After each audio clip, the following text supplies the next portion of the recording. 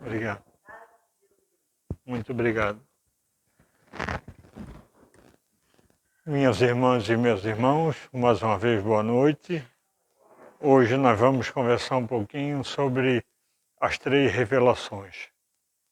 Mas antes de nós iniciarmos, nós estamos vendo que a casa está disponibilizando agora a internet, está disponibilizando as redes sociais. Isso é muito importante, porque temos que olhar o lado bom da pandemia, e estamos entrando em vários lares que antes não tínhamos essa oportunidade por vários fatores, mas então agora nós nos sentimos mais acolhidos, mais abrangidos à doutrina espírita, não nós particularmente.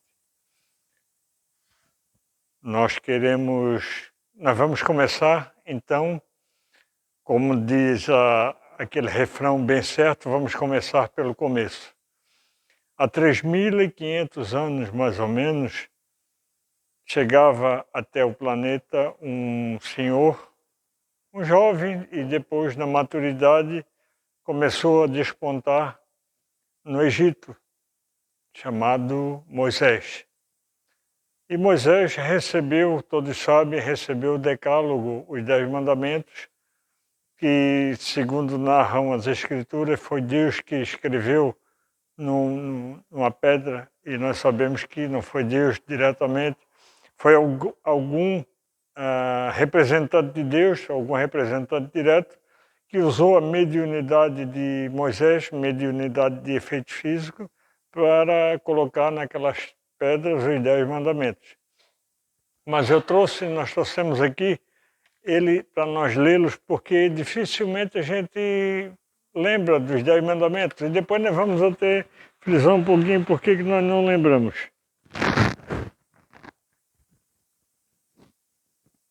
Moisés, no primeiro mandamento, ele diz assim, não ele, né?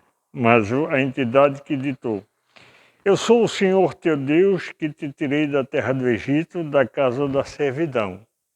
Não terás deuses estrangeiros diante de mim. Não farás para ti imagem de escultura, nem figura alguma, de tudo que há em cima no céu e do que há embaixo na terra, nem de coisa que haja nas águas debaixo da terra. Não adorarás, nem lhes darás culto. Esse é o primeiro mandamento. O segundo, não tomarás o nome do Senhor teu Deus em vão. Terceiro, lembra-te de santificar o dia de sábado. Quarto, honrarás teu pai e tua mãe para teres uma dilatada vida sobre a terra que o Senhor teu Deus te há de dar. Quinto, não matarás.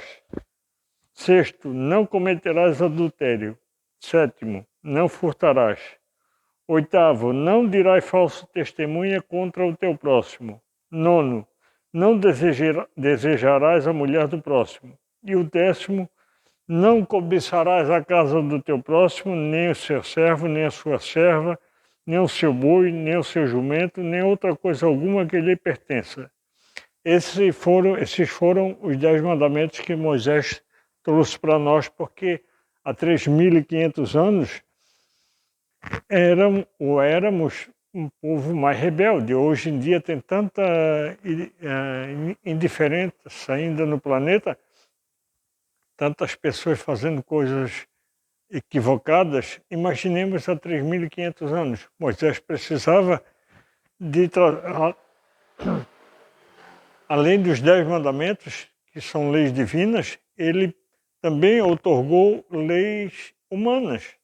Ele disse que ele proibiu de a gente consultar as pitons, as médios da época, que quem consultasse que morresse de morte.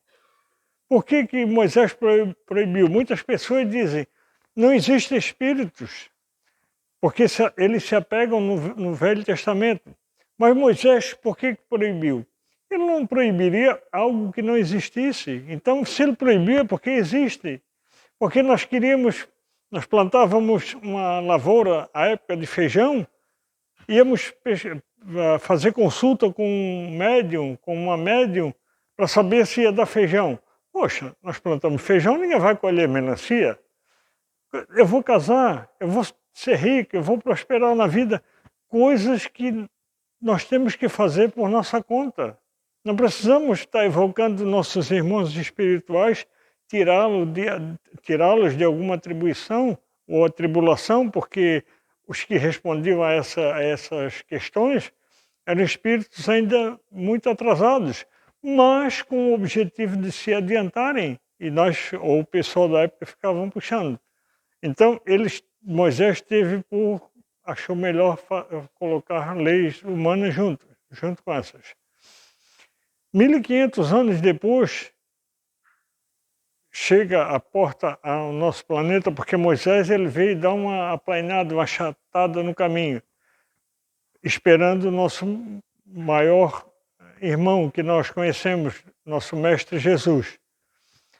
Veio ele, mas não veio sozinho. Teve outro espírito que veio à época, que é contemporâneo de Jesus, mas é um espírito que tomou a dianteira, chamado João. João Batista. Batista não é o sobrenome dele, né? Batista porque ele batizava. Então, João que batizava. Primo de Jesus, contemporâneo. Só que ele saiu na frente porque Jesus ficou, até os 30 anos, ele ficou em casa, ajudando seu pai. E Divaldo Franco explica isso com muita natureza, que muitas pessoas dizem que ele foi beber a doutrina dos essênios. Mas Jesus, o mestre, ele não precisava ir tomar algum estudo, tomar algum conhecimento com outras pessoas, porque ele preparou tudo. Então ele ficou trabalhando na carpintaria, e aí Divaldo Franco faz um comentário muito justo, que diz assim, ó, ele se referenciou, Divaldo, disse assim, ó, eu quando era pequeno, eu era o filho do Francisco. Hoje eu sou o Divaldo. Então Jesus, até os 30 anos, foi um adolescente, depois foi um adulto, como qualquer outro, porque ele precisava esperar João para que começasse antes dele a dar uma amenizada. Mas como é que era o batismo de João? João não esperava nascer uma criança para ir batizar. A criança, na existência atual, é um inocente. Mas João levava o pessoal adulto, e homens e mulheres adultos, para o Rio Jordão. Chegava lá e dizia assim, o que tu fizeste errado? E ele dizia, eu fiz tal coisa contra fulano que estava presente. E aí João dizia, te arrependes? Ele dizia, ou ela, me arrependo. Então João pegava, mergulhava de costa dentro d'água, tirava. Quando ele saía d'água, trocava o nome. Mudava o nome dele, porque dali para frente ele era outra pessoa. Não crianças, batizar crianças, claro, nada contra, mas o batismo era diferente. Porque depois de adulto, até chegar na fase adulta, a gente comete vários equívocos. Então Jesus, 30 anos, aí ele viu que estava na hora e ele saiu fazer a pregação.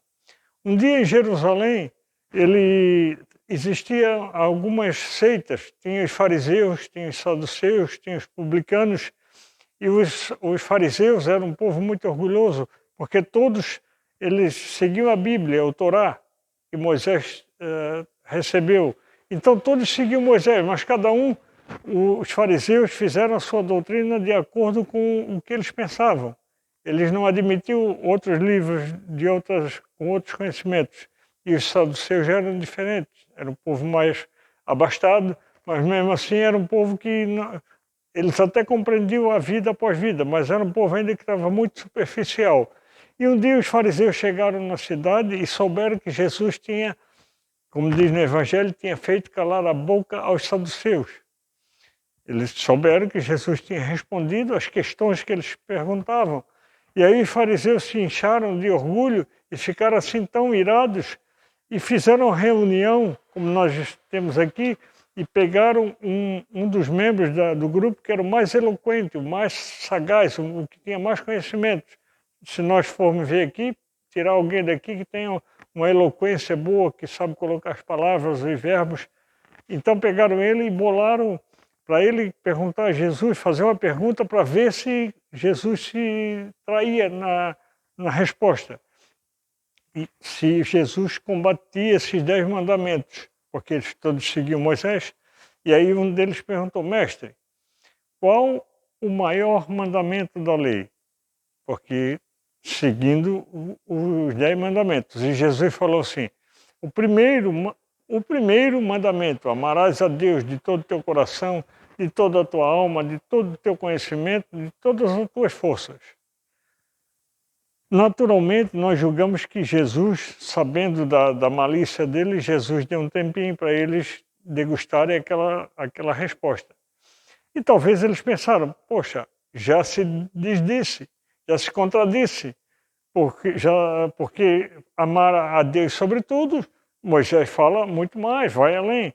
Mas aí Jesus, conhecendo aquela peculiaridade que eles tinham para pegar Jesus, Jesus disse assim: mas existe mais um. Opa! Amarás ao teu próximo como a ti mesmo. Faz tudo para ele que querias para você. Nessas duas leis estão todos os profetas, todos os ensinamentos. Tapou a boca também aos fariseus. Porque Jesus pegou os 10 mandamentos e não derrogou nenhum, mas ele colocou em dois, amar a Deus sobretudo e ao próximo como a si mesmo. Vou fazer uma pergunta, não precisam responder, porque eu faço para mim também. Se agora fosse necessário repetir os 10 mandamentos na íntegra, eu não consigo, sem pegar minha colinha aqui, eu não conseguiria. Se tem alguém que gravou, ou que é estudioso dos 10 mandamentos, sabe de cor, eu só sei o 5º, que é não matarás. E o 7º também, não desejar a mulher do próximo. Mas na íntegra, todo ele, a gente até pode estar ainda lembrando, mas daqui a pouco esquece. Então Jesus pegou os 10 e transformou em 2. Esses 2 contêm todas as leis e os profetas.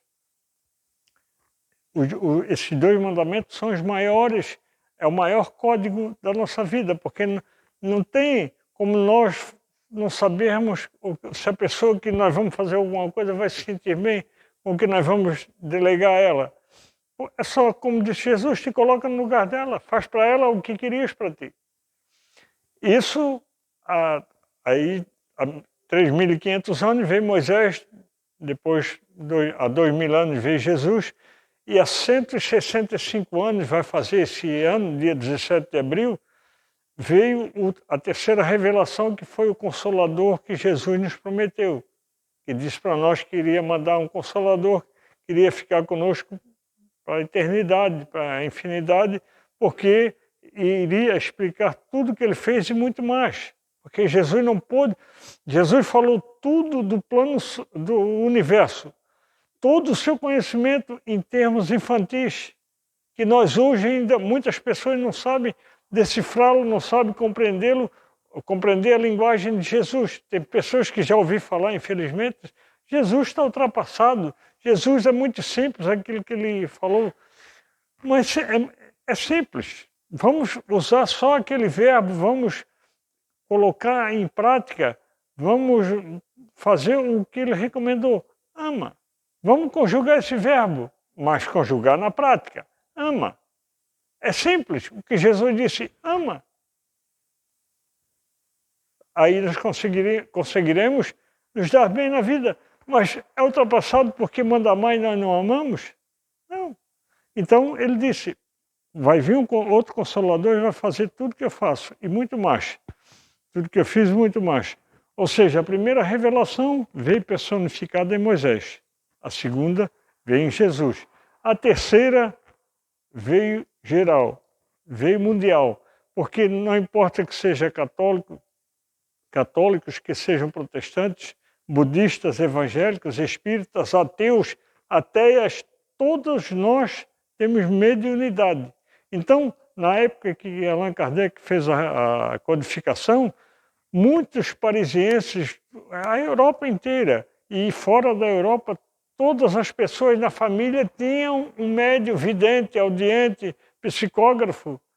Poxa, mas psicógrafo naquela época, Allan Kardec teve uma vez que, aliás, antes dele começar a codificação, Ele pegou 50 cadernos que o pessoal da época, cônsul e, enfim, príncipes, tanto é que, claro que não é da época de Kardec, mas a princesa Isabel, depois de Kardec, ela fazia sessão mediúnica dentro do palácio, o espírito nobre. Então, muitas pessoas tinham seus médios que faziam as entrevistas com os seus familiares pós-morte.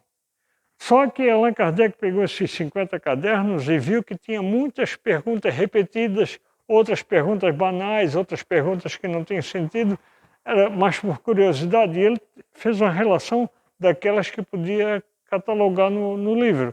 Então tirou as que podia, e aí ele fez outras várias do cunho dele e da equipe, e ele trouxe para nós a primeira pergunta que abre a doutrina, é uma pergunta sem exemplar, é uma pergunta ímpar.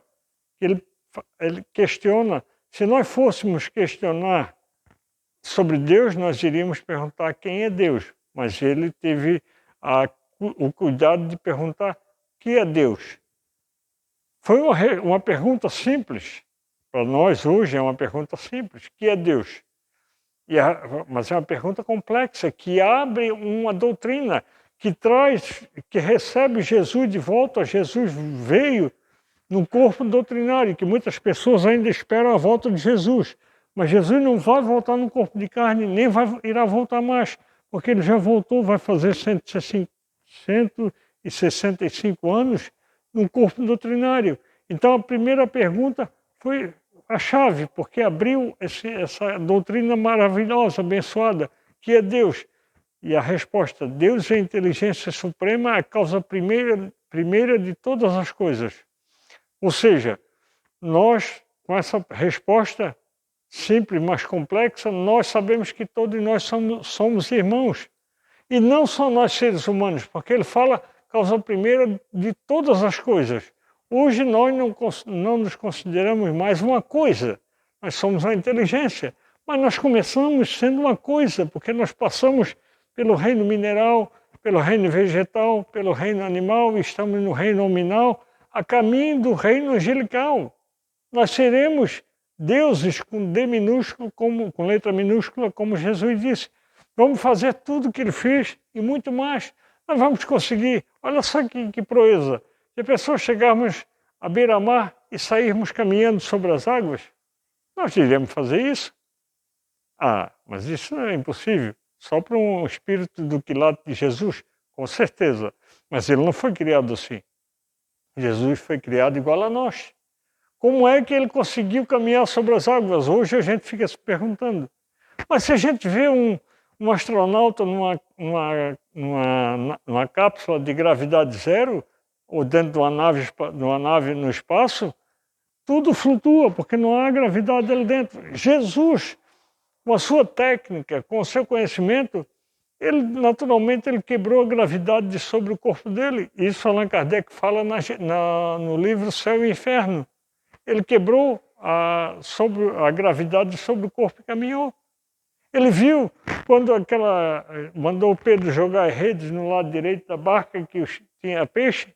Muitas pessoas pensam que Jesus fez os peixes aparecer ali, que conta no Novo Testamento que quase afundou a barca de tanto peixe. A visão de Jesus, a visão de raio-x, ele viu a manta de peixe, o cardume passar ali. Nada de magia, nada de sobrenatural. Tudo dentro da lei natural. Quando ele mandou os discípulos alimentarem o povo, quando ele estava pregando, e os discípulos disseram, mas só temos 5 pães e 5 peixes, como é que nós vamos alimentar essa multidão? Pode alimentá-los, vocês mesmos, vai sobrar.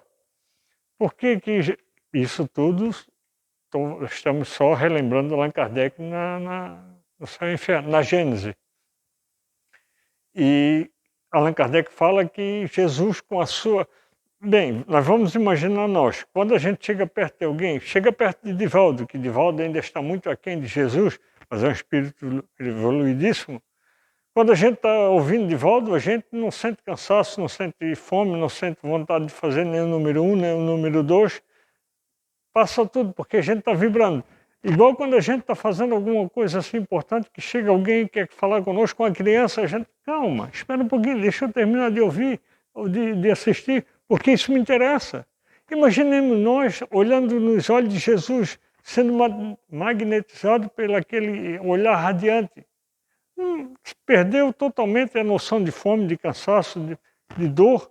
E aí as crianças, as gestantes, os idosos, claro que iriam querer comer um pedaço de pão, um pedaço de peixe. Então Jesus disse, pode alimentar-os. Porque Jesus estava captando aqueles que estavam vidrados no seu olhar. Então aqueles não iriam sentir dificuldades. Jesus disse que nós faremos tudo isso e muito mais. Nós precisamos saber que a nossa estadia aqui no planeta é uma das últimas oportunidades que nós estamos tendo, porque o trem já está passando. O último vagão é nosso, espíritas, cristãos, mas falando de nós cristãos espíritas. Não vamos deixar passar o último vagão porque nós vamos ficar chupando o dedo. Como a gente diz, vamos agarrar essa oportunidade. Porque hoje nós sabemos que a morte não existe. A doutrina espírita matou a morte. Não existe. Existe existência, reencarnações, mas nós vamos querer ficar indo e voltando, patinando, não saindo do lugar, chegando aqui e ficando nessa mesmice. Não precisamos, vamos fazer alguma coisa. Mas o que nós podemos fazer para sermos pessoas vistas pela sociedade, vistas pelo mundo? Não é esse o objetivo que Jesus disse. O objetivo é nós sermos pessoas melhores para conosco. Porque nós, quebrando essa desgraça desse orgulho íntimo, em nós particular, nós vamos começar a ver a vida com outro ângulo. Nós não vamos mais deixar o tempo passar. Porque muita gente diz que é perder tempo. A gente até usa esse termo, perdi o tempo. Mas o tempo a gente não perde, a gente deixa ele passar, porque ele não serve para mim, mas para outro ele vai servir. Às vezes a gente diz, poxa, eu estou numa situação tão boa que eu queria que o tempo parasse. Mas quantos estão no leito com dor? Quantos estão passando por momentos difíceis que pedem, meu Deus, que esse tempo corra, que amanhã chegue daqui a 1 minuto?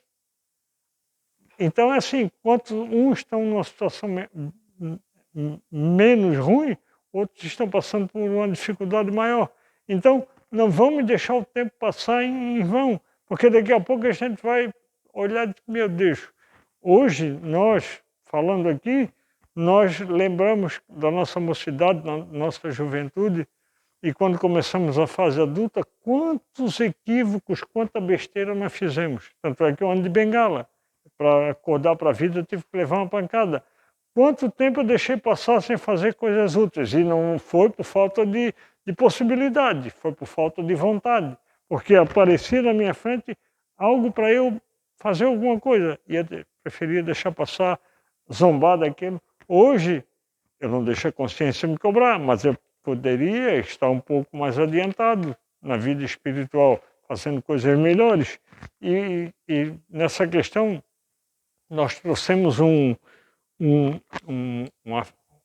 mensagem que o nome é A Ficha. Ela é grande, mas é porque as letras estão bem ampliadas. O nome é A Ficha. Essa mensagem quem editou foi Irmão X. Irmão X é o... fugiu o nome. Foi psicografado por Chico Xavier. E o nome é A Ficha. João Mateus, distinto pregador do Evangelho na seara espírita, na noite que atingiu meio século de idade no corpo físico, depois de orar enternecidamente com os amigos, foi deitar-se. Saiu do centro, fez a oração, igual nós aqui, foi para casa. Aí ele se deitou. Sonhou que alcançava as portas da vida espiritual e, deslumbrado com a leveza de que se via possuído, intentava alçar para melhor desfrutar a excessitude do paraíso, quando um funcionário da passagem celeste se aproximou a lembrar-lhe solícito. Aí a gente chega numa colônia espiritual, pensa que já é o cara, né? Então a gente vai querer andar pela colônia em espírito. Aí veio um mentor e disse para ele: calma, antes de tudo, calma um pouquinho. E aí disse assim para ele: João, para evitar qualquer surpresa desagradável no avanço, convém uma vista d'olhos em sua ficha. E o viajante recebeu o primoroso documento em cuja face leu espantadiço: João Mateus, Renascimento na Terra em 1904. Berço manso, pais carinhosos e amigos, inteligência preciosa, cérebro claro, instrução digna, bons livros, juventude folgada, boa saúde, invejável noção de conforto, sono calmo, excelente apetite, seguro abrigo doméstico, constante proteção espiritual, nunca sofreu acidente de importância. Isso aqui é a ficha dele que ele mesmo está lendo, tá? Todos nós temos uma ficha no plano espiritual. Aos 20 anos de idade, empregou-se no comércio. Casou-se aos 25 em regime de escravização da mulher. Católico romano até os 26, presenciou sem maior atenção 672 missas. Aos 27 de idade, transferiu-se para as fileiras espíritas. Compareceu a 2.195 sessões de espiritismo sob a invocação de Jesus. Realizou 1.602 palestras e pregações doutrinárias. Escreve cartas e páginas comoventes. Notável narrador, polemista cauteloso, 4 filhos, boa mesa em casa, não encontra tempo para auxiliar os filhos na procura do Cristo, efetivou 106 viagens de repouso e distração, grande intolerância para com os vizinhos, refratário a qualquer mudança de hábitos para a prestação de serviços aos outros. Nunca percebe se ofende o próximo através de sua conduta, mas revela extrema suscetibilidade ante a conduta alheia. Relaciona-se tão somente com os amigos do mesmo nível. Sofre horror às complicações da vida social, embora destaque incessantemente o imperativo da fraternidade entre os homens. Sabe defender-se com esmero em qualquer problema difícil.